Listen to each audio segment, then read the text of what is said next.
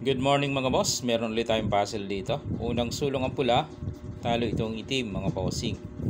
Okay, pag mas lang maigi, tingnan kung ano ang magandang sulong ng pula dito. Puzzle, mind exercises only ito mga bossing, no? Okay, merong magsasabi dyan, tatakpan. Pwede naman, kaya lang baka tumabla. Kasi papakain dito eh.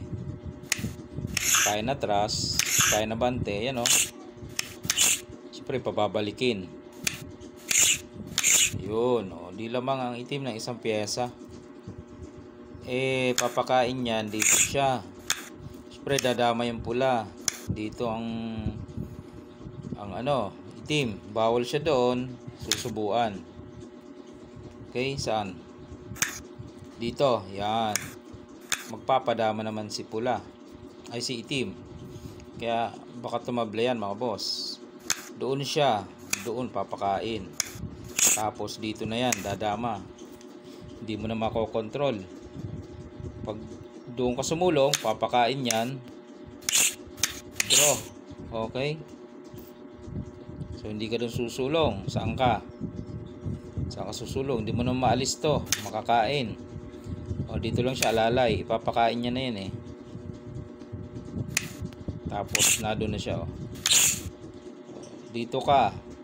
Kukunin niya na yung center. Baka mauwi sa tabla. Okay.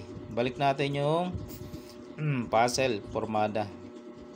Kung paano ba tatalunin itong itim. Yan. Ang solusyon mga boss ay dito lang sa gitna.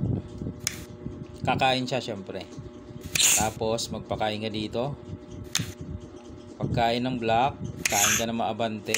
Kain siya, dama pa. Yun. Dalawang kain mo. Dito saka dito.